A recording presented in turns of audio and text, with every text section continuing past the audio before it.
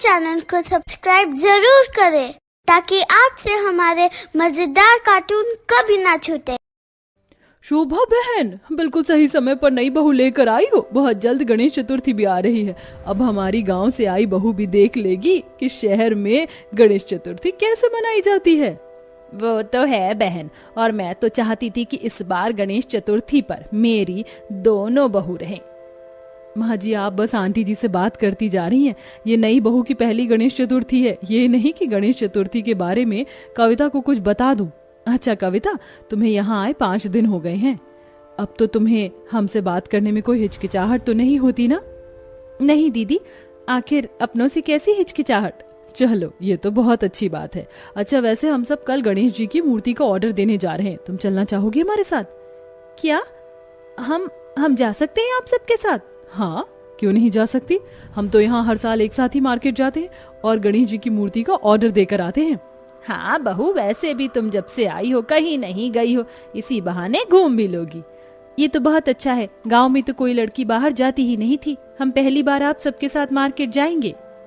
ये बात सुनकर कविता बहुत खुश हो जाती है और अपने पुराने दिनों में चली जाती है, जहाँ शादी से पहले उसके घर में गणेश चतुर्थी की जब भी बातें चलती थी और वो अपने पिता के साथ मार्केट जाने की बात करती थी तो उसके पिता उसे डांट दिया करते थे।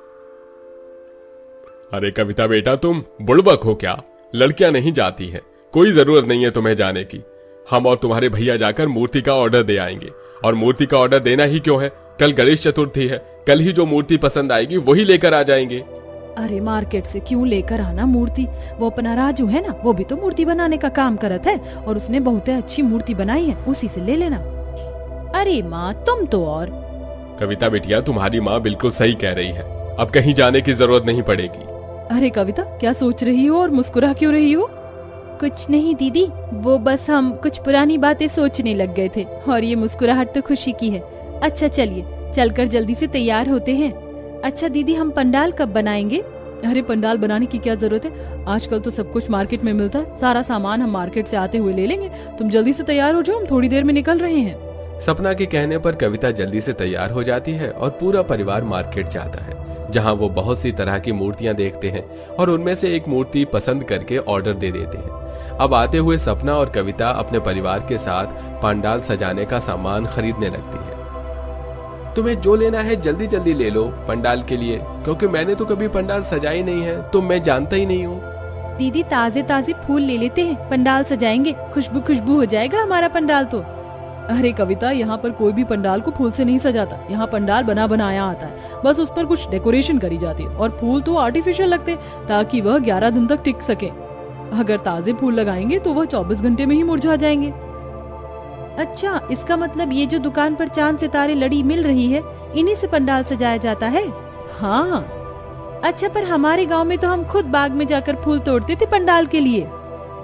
अरे काकी के बाग में जा, वहाँ बहुत सारे फूल खिले हैं। पंडाल सजाना है तो पूरा फूल से सजाना और चुन्नी ले आ, सिल्क वाली या नेट वाली, उससे पंडाल बहुत सुंदर लगेगा। अरे माँ, तुम क्यों परेशान होती हो? पंडाल सजाने की जिम्मेदारी मैंने ली है। देखना, तुम सारी रात जाकर कितना सुंदर पंडाल सजाऊंगी। इस तरह कविता अपनी काकी के बाग में जाती है और खूब सारे फूल तोड़कर ले आती है और घर में बैठकर ही फूल की माला और लड़ी बनाती है। कविता अपनी कुछ सहेलियों के साथ सारी रात जागकर पंडाल बनाती है, जिसे देखकर सब कविता की खूब तारीफ करते हैं। क्या सच में कविता, तुम सारी रात जागकर पंडाल बनाती थी? पर यहाँ पर रात भर जागने की कोई जरूरत नहीं है। हमने डेकोरेशन वाले को फोन कर दिया, वो आकर कुछ ही घंटों में घर और पंडाल सजा के चले जाएंगे। यहाँ पर तो सब कुछ कितनी आसानी से हो जाता है, इंसान खुद कुछ करता ही नहीं। पर असली मजा तो तब आता है जब हम मिलकर सब कुछ खुद से करते हैं, वो भी एक साथ। अब कविता अपने पूरे परिवार के साथ सजावट का सारा सामान लेकर घर आती है और कुछ देर बाद डेकोरेशन करके घर और पंडाल सजाकर चले जाती है। अगले दिन नितिन अपने भाई सूरज के साथ बैंड बाजी के साथ गणेश जी को घर में लाता है और पूरा परिवार उनकी स्थापना करके पूजा करते हैं।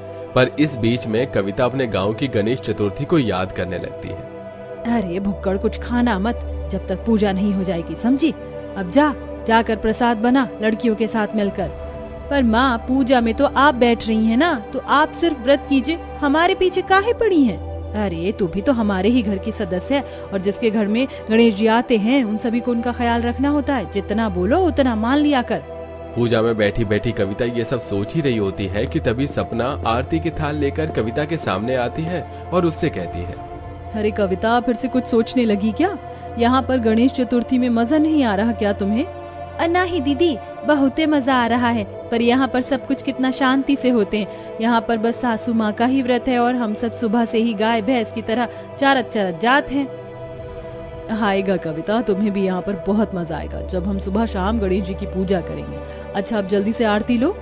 कविता के ससुराल में सिर्फ उनके ही घर के सदस्य मिलकर गणेश जी की पूजा कर रहे होते हैं, पर गांव में पूरा गांव जमा होता है। अब सुबह शाम घर में पंडित आकर गणेश जी की पूजा करके चले जाते और ये देखकर भी कविता को अपने गांव की याद आती है। गांव में तो जब भी गणेश जी की सुबह शाम आरती होती थी तो पूरा गांव जमा होता था, पर यहाँ तो घर के लोग भी जमा नहीं होते। इस तरह से तो गणेश जी को भी अच्छा नहीं लग रहा होगा। ये सोचकर कविता खुद अपने पड़ोस में जाती है और अपने पड़ोसियों के कुछ लोगों को घर बुलाती है। शाम को जब गणेश जी की पूजा होती है तो मोहल्ले के बहुत से लोग खड़े होते हैं, जिस वजह से घर में रौनक आ जाती है। पर सपना कविता से कहती है, तुम्हारे गांव में सब पूजा के टाइम पर एक साथ रहते थे, इसीलिए तुमने पड़ोसियों को बुलाया ना? हाँ दीदी, पर क्या हमसे कोई गलती हो गई? अरे नहीं नहीं कविता, तुमसे कोई गलती नहीं हुई, बल्कि तुमने बहुत अच्छा किया। आज से पहले सब इसी तरह से चल रहा था, पर आज मोहल्ले वालों के साथ इतनी भीड़ में गणेश चतुर्थी बनाकर मुझे भी अच्छा लग रहा है। अब समझ आ रहा है, शहर की गणेश चतुर्थी से गांव की गणेश चतुर्थी लाख गुना बेहतर होती होगी। और बताओ, क्या होता है गांव में, कैसे मनाई जाती है गणेश चतुर्थी?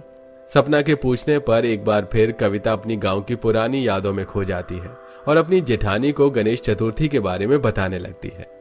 माँ, विसर्जन कब होगा? पंडित ने डेट टाइम निकाला या नहीं?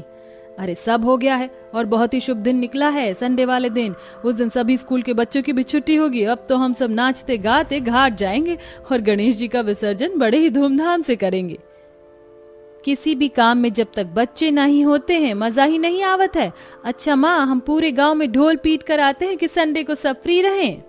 इतना बोलकर कविता पूरे गांव को विसर्जन का दिन बताने के लिए चली जाती है। देखते ही देखते विसर्जन का दिन आ जाता है और पूरा गांव जमा होकर पूजा पाठ करते हैं और बड़े ही धूमधाम से गणपति बप्पा को घाट पर नाचते गाते ले जाते हैं और उनकी पूजा करके उनका विसर्जन करते हैं। और उनके जाने से गांव की कुछ औरतें भी रोने लगती हैं। क्या गांव की औरतें रोने लगती हैं? पर क्यों? अरे रोएंगे कैसे नहीं, 11 दिन तक बप्पा जी हमारे साथ रहते हैं और जब उन्हें अलविदा करने का समय आता है तो रोना तो आएगा ही ना। यहाँ किसी को रोना नहीं आता। 3 दिन बाद यहाँ पर भी गणेश जी का विसर्जन होगा। तुम खुद ही देख लेना यहाँ का विसर्जन कैसे होता है। यहाँ पर सभी लोग ड्रेस थीम बनाते हैं, डीजे लगाया जाता है और खूब नाचते गाते हैं। हो ना हो, गाँव की विसर्जन से शहर का विसर्जन अच्छा ही होता होगा। इसी तरह देखते देखते विसर्जन का दिन आ जाता है। एक बार फिर पूरा घर सजाया जाता है और घर में पूजा होती है। पूजा होने के बाद सभी लोग एक जैसे कपड़े पहन लेते हैं और गणेश जी के गानों पर खूब डांस करते हैं और उन्हें 4-5 गलियों में घूमकर एक बड़े से टब में उनका विसर्जन कर दिया जाता है। ये देखकर कविता बड़ी हैरान होती है और अपनी सास से कहती है, सब कुछ इतना बढ़िया किया और विसर्जन टब में कर दिया। घाट पर जाना चाहिए था ना, वहाँ करते ना विसर्जन। ऐसे तो विसर्जन का मजा ही खराब हो गया। बहू, पहले सब नदी में ही जाकर गणेश जी का विसर्जन करते थे, पर अब सरकार ने मना कर दिया है। पानी गंदा हो रहा है, कूड़ा बढ़ता जा रहा है, इसलिए अब शहर में सब टब में या बाल्टी में ही गणेश जी का विसर्जन कर देते हैं। इससे ना तो प्रदूषण होता है और ना ही किसी चीज की हानि। पर हम खुद का भी तो गली में या मोहल्ले में छोटा सा घाट बनाकर गणेश जी का विसर्जन कर सकते थे। हमें तो बिल्कुल अच्छा नहीं लगा। अगली बार हम अपने गांव में ही गणेश चतुर्थी बनाएंगे और आप सबको लेकर जाएंगे। आप सब देखना, गांव की गणेश चतुर्थी हम लिख कर दे रहे हैं, आप सबको बहुत मजा आएगा। तो फिर ठीक है, अगले साल गणेश चतुर्थी हम कविता के गांव में मनाएंगे, वो भी बड़े ही धूमधाम से। इस तरह पूरा परिवार मिलकर बहुत ही सिंपल तरीके से गणेश चतुर्थी को सेलिब्रेट करते हैं। पर कविता फिर से गणेश चतुर्थी के आने का इंतजार करती है और जब इस बार गणेश चतुर्थी दोबारा आती है तो कविता अपने पूरे परिवार को अपने साथ गांव ले जाती है, जहां वो सब एक साथ मिलकर गणेश चतुर्थी मनाते हैं और बहुत एंजॉय करते हैं। वैसे दोस्तों, आपके हिसाब से गांव की घाट की गणेश चतुर्थी बेस्ट होती है या फिर शहर की टब वाली? कमेंट में जरूर बताइएगा। हमारे चैनल को सब्सक्राइब जरूर करें ताकि आपसे हमारे मजेदार कार्टून कभी ना छूटे।